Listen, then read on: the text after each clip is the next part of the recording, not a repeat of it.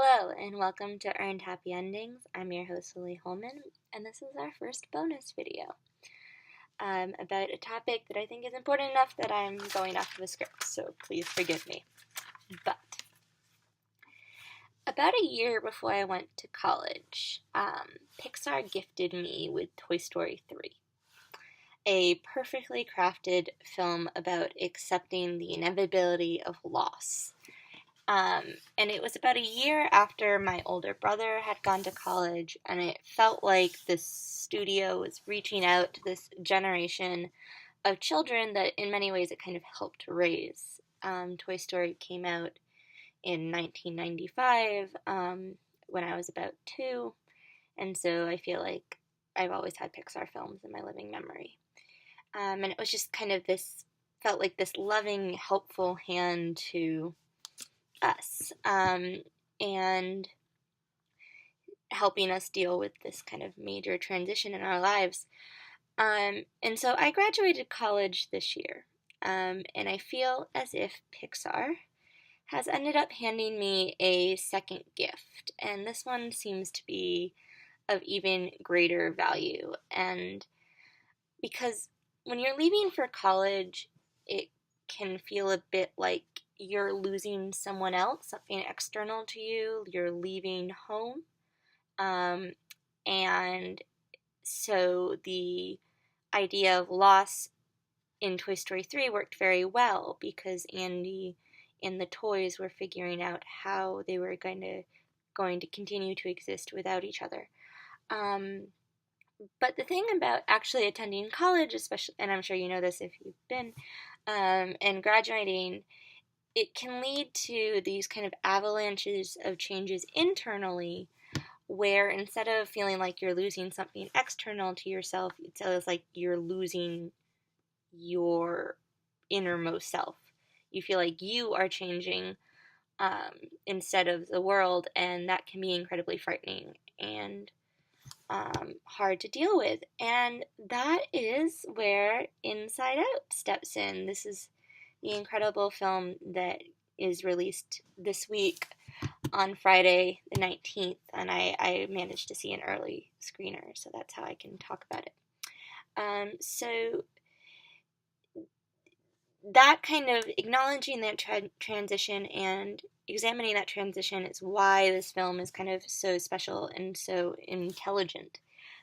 Because Riley, the protagonist, is only 11, but she undergoes a routine yet emotionally significant transition when she moves to a new city. And she finds herself losing control and changing with no guide as to how to kind of get back to her old self. Um, Without any spoilers, part of the message becomes kind of this idea that maybe if you can't return to your old self, you end up reinventing a new self that still has kind of the essential parts of you. But she doesn't know that yet, and most of the adventure is finding that out. And we, the audience, get to see this happen from the perspective of her anthropomorphized emotions. And her struggle to be happy again is therefore translated as Joy, the actual character's Joy, struggle to return back to the control center that controls Riley after being lost. Um, and she is forced to carry out this journey with Sadness, who is a character that Joy doesn't quite understand, and therefore we can assume Riley doesn't understand. So part of the overall concept of the film is to how to understand why sadness is a necessary emotion. Um, so meanwhile, while that's happening, disgust, anger, and fear try and kind of fail at manning the ship that is Riley, and the ultimate consequences of their failure is that different parts of Riley's personality begin to fall apart in the process. Um, and during this, very little actually happens in Riley's life. It's kind of over the course of 3 days. And of course, there are dramatic moments because of the move, but nothing big and spectacular that you're kind of used to seeing in these kind of heroes' journeys. So each time I describe the film, I'm reminded what an amazing metaphor the entire film is. With risky, and I know that makes it sound like a possible distancing element, but it's more something you kind of realize afterwards or get so sucked into during that it doesn't come across as cold or purely intellectual. And so I kind of challenge everyone to kind of take their own experiences handling growing up and kind of mapping it on that very basic emotional plot line I just outlined. Take out the Riley bits and put yourself in there and see if it even matches up, because I know mine did. And so that's kind of personally why I think it's such an important film. But from a storytelling perspective, the dual layer of action was kind of brilliant. Not kind of brilliant, it is brilliant choice, because it allows Riley's story to stay really simple while her emotions go on this kind of crazy roller coaster ride of an adventure. And so it gives the film yet another philosophical message in one hand, because it says that it's okay and normal to have these kind of larger emotional reactions to something the world perceives as kind of small and routine, like I said before. Um, we all move at some points in our lives, and it's something that we're kind of taught to get through and accept. And but to Riley and to many of us, that's a huge deal that where lots of emotional changes come with it.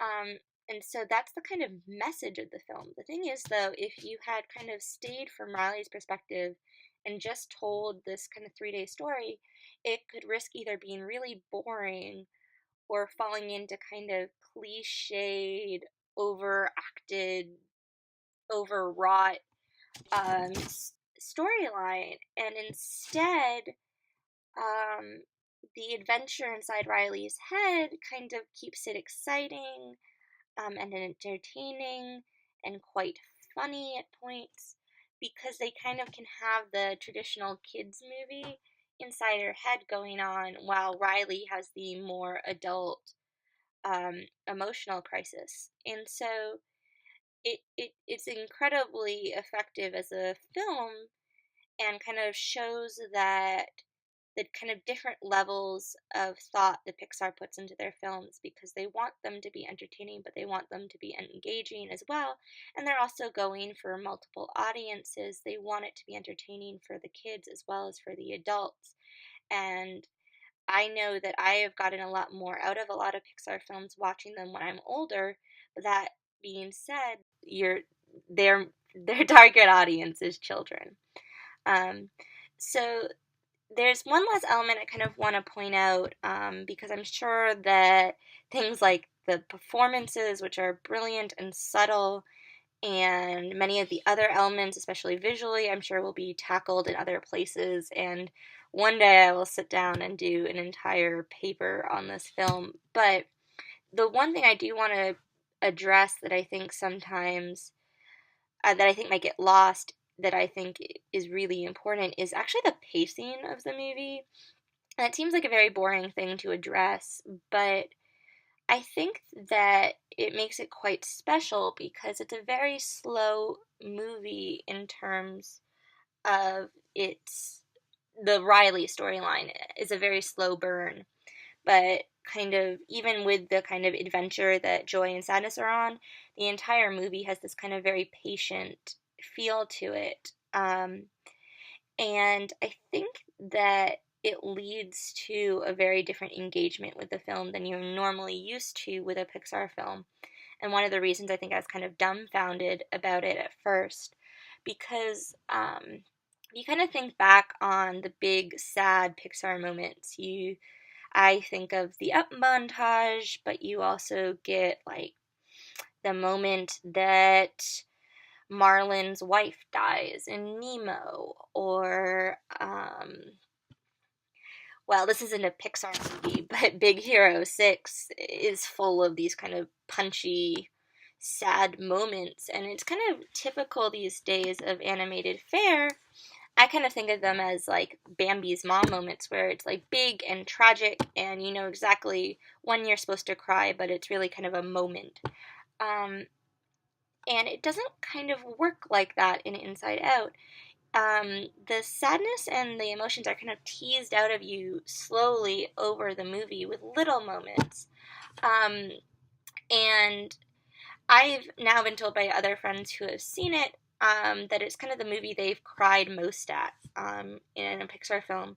And I think that's less, the material is kind of, for me, the most relatable, but I think it's more the way it's constructed where it's not meant to be kind of punchy emotional. It's just kind of meant to be contemplative and thoughtful. And when you think about it, you you realize the kind of great sadness of it, but also the great joy that comes out of it, and it's just really smart that way. And I'm curious to hear it talked about more because I think that it's an interesting shift that Pixar took to be a little more slow and careful with the kind of darker emotions. So it's funny, you earned happy endings, title of my blog.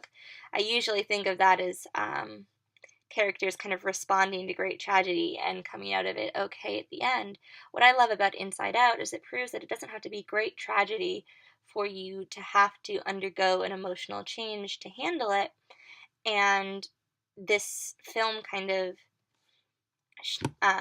gives everyone a guide to handling even our most, I don't want to say mundane because that sounds really bad, but our most kind of normal day to day emotional problems. And I think it'll lead to many big conversations that need to be had. There's one moment, and I won't spoil it, but where I think it's almost the smartest portrayal of depression ever shown. Not ever shown, but shown recently on film. And I hope that, again, leads to bigger conversations and leads to the focus on the emotional health of young people that I think needs to happen. So, kind of to conclude, I think it's an intelligent, slow burn of a movie that I have gotten more out of every time I have sat down to think about it, which is a lot. These thoughts have had many drafts. And while I was putting this together, I remembered one thing, and that's in my research. I've heard it said that way back during Toy Story 2 was when Pixar was considered to have found its heart. And the very specific example is Jessie's song, which, if you haven't seen the movie, is this heartbreakingly beautiful montage told from the perspective of a doll who got abandoned after her owner, Emily, grew up. And so I like to think that Inside Out, if you change Emily's name to Riley and go inside her head, then you have Inside Out. And it's a movie with that Pixar heart, but an emotional intelligence rarely, if ever, seen on film before. And I'm elated that they went there, and I'm elated that they took so much time to think about it. And I hope that the generation that grows up with it remembers to be as grateful as I am, because I think it'll have genuine positive repercussions in the world. So go see it and enjoy and talk to me about it. All right, bye-bye.